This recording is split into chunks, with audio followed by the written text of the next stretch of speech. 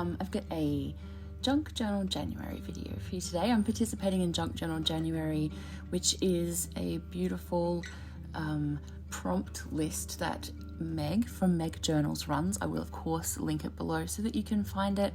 You don't need me to help you find Meg. I'm sure if you have found my video, you're already a fan of hers as well. She's amazing and she makes beautiful things, and I always find her work really inspiring. And yeah, so I'm excited to get stuck into this particular challenge. I'm just giving you a little flick through of the journal that I've made for this one. I don't always make a journal for a particular season or topic, although I have been doing that lately, what with December and sort of seasonal Christmas journaling going on, but I thought I would make one for this particular project because I just felt like it, basically. So you can see I've put it together with a bunch of envelopes and pages from old books, letter writing paper, grid paper. There are bits and pieces that I've folded to create pockets. I like to do some of that in advance, but sometimes I'll make pockets as I go as well. The pages are all different sizes. Some of them have got torn edges, some of them are cut. I have put like little pockets and envelopes and all kinds of stuff in there. So yeah, there's a little pocket on the inside. You can see that I wrote a list of the prompts and put them inside that pocket as well, so that I've got a reference for that. So the first prompt is resolutions, and because it's the 1st of January, I know that that's something that a lot of people like to do.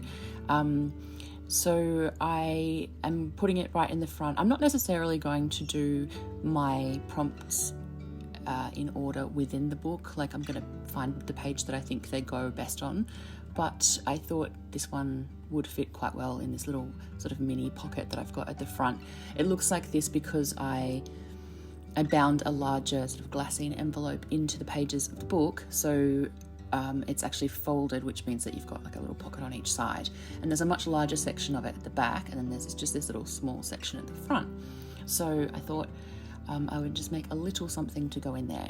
So I'm tearing some watercolor paper, and I'm getting out my these are Daniel Smith watercolors. I have a bunch of different brands. I'm not particularly brand loyal when it comes to watercolors, but I do really enjoy Daniel Smith, particularly for doing things like I'm about to do here, like sort of washes and pretty backgrounds, because there's often quite a lot of tonal variation within the colors themselves, and that can be a really beautiful thing to play with, especially when you're working in abstract or wet on wet like I'm doing here.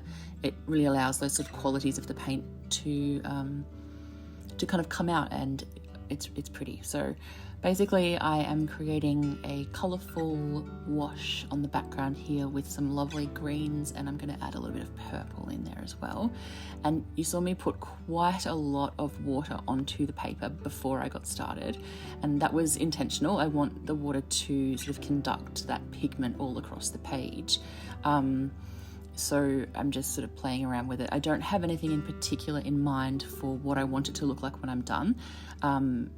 When I'm working with this much water, or when anyone is working with this much water, it can be quite tricky to actually control, especially when you're just doing it like this, and like I haven't taped this down or stretched the paper or anything, so it's curving, and that's also adding to how the paint is moving, or the pigment is moving across the paper.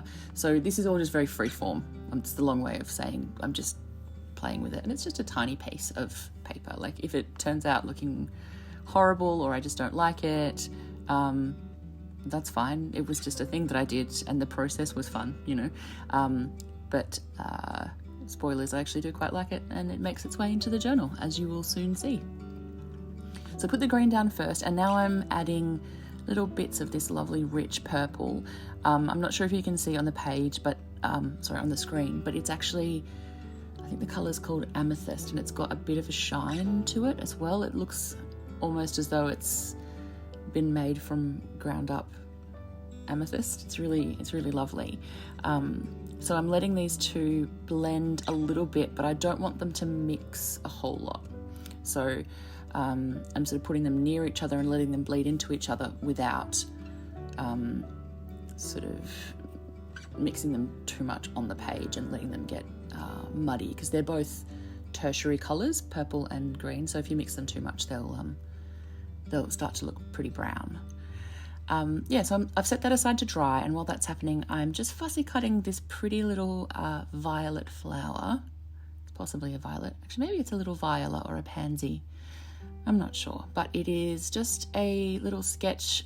I didn't do it, it's from some wrapping paper I think, and I've had this little scrap kicking around for a while, and I thought I would just cut it out because it's pretty, and I thought it would stand out nicely against those colours that I've just painted, because it is it's black and white.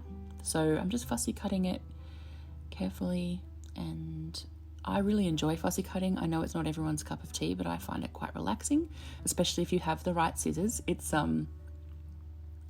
very frustrating if you're trying to use really big scissors or blunt scissors or scissors that hurt your hand. I'm left-handed, so a lot of scissors, the ones that have been designed for right-handed people, are actually quite uncomfortable for me to use, and then it is not fun. But once you find the right pair of scissors and sort of get into the zone, it can be quite relaxing. So I've cut that one out, and now I'm adding just a couple of little layers on here.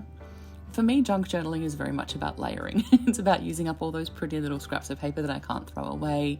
It's about enjoying textures and just putting things together and seeing what happens. That's what I'm doing there. And at the same time, I'm creating a little spot where I can do some writing. I just wrote the words that I say to my kiddo every time I drop them off at school. I've just written, be brave and kind and do your best. I say that to them every day. And it's just, part of our routine and our ritual, I guess, our morning ritual. So when I was thinking about resolutions, I was thinking about,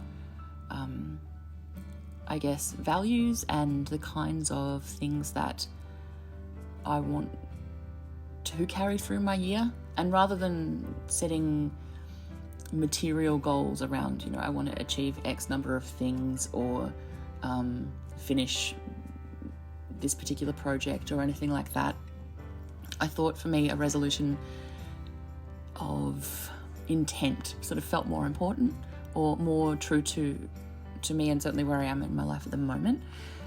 So I decided that my resolution would be to kind of do what I ask my kid to do every day, which is to be brave and kind and do my best. And it sounds simple, and it almost sounds a little bit naff sometimes if you don't think about it, but when you do, it's actually, it's kind of everything, right? Like, sometimes you really do have to be really brave to get through the day, and whatever that means for you, it can be getting out of bed can be the thing that you have to be really brave to do, or confronting things that you're afraid of, whatever they happen to be, or that make you nervous. I don't know if you can hear Percy meowing in the background. I left her in the room that's literally next to this room, and she's forgotten where I am, even though I'm sure she can hear my voice, but she's a little dafty and she gets lost. Anyway, and then being kind, obviously that's sounds easy, but it's often quite hard. And do your best. That's all anyone can ask of anybody, including all that we can ask of ourselves. And I think sometimes we have really high expectations of ourselves, higher than is fair. And I think that's something that I need to address personally. I just need to do my best, and just try and do my best every day. And then I can be proud of myself. And hopefully the people who love me can be proud of me too. I got some gold paint out to add a little bit of sparkle to that little piece that I had painted. And then I thought while I had it out, I would just add a little bit of gold to my cover. So you saw me doing that just there. And this is obviously going to take a little bit of time to dry because those droplets are quite big, which means they've got a fair bit of moisture in them, which is fine. I can just set it aside and come back to it later. And sometimes when I do that, I wander off and do something else. I'll go and, do something in a different part of the house, get away from my desk. And other times I'll just pick up a different part of what I'm working on and do that while it's drying. And that's what I'm doing here. Obviously this piece is going into a pocket, so I would like the back to also have stuff on it. You can see me sort of carefully trying to use the wet piece to measure it without actually letting this piece of paper touch it so that they smudge. So yeah, I'm tearing up some bits and pieces to put on the back because I just want to do a little bit more journaling, kind of in the vein of what I was just talking about with you guys just then. But obviously in far fewer words because I don't have a lot of space. But yeah, I've cut those two little pieces, well, torn those two little pieces of paper. I've stuck them together into some more nice layers, and I'm just adding some journaling. I'm just using a gel pen for this because I'm not intending to add any wet media to this page. It's a piece of vintage, I actually don't know the word for it. You know those books that have, where you write, when you write with a ballpoint pen and it adds pressure, is it carbon paper that then creates a copy on the page underneath, so the pages are quite thin? It's one of those. I think it's carbon paper, like in a old-fashioned receipt book. Anyway, this pink paper is, I think, from one of those books. So it's quite old and it's quite thin, and I really like those qualities, but I don't want to add anything to it except a bit of pen. So that's what I'm doing there. It's got an almost sort of translucent quality to it, which is really nice. And that green grid is not the same paper that I used on the front, but it certainly is very similar, and I like the way that they echo each other, the two green gridded scraps that sort of bring the front and the back together a little bit. So the journaling's just going on there, and then once the gold paint is dry, I'll be able to flip my little scrap over and stick this on the back. I did put some gold paint on the back of the watercolor paper, but it got away from me a bit and it ended up being too much. And that's part of the beauty of using scraps like this, because it just meant that I could stick stuff over the top of it and it didn't matter. So yeah, this is dry now and I'm going to stick that down. I want to make sure the gold is showing nicely and that it's positioned so that it looks, it doesn't cover up my favourite bits of the watercolour on that paper. So I'm using a bit of double-sided tape to stick that down.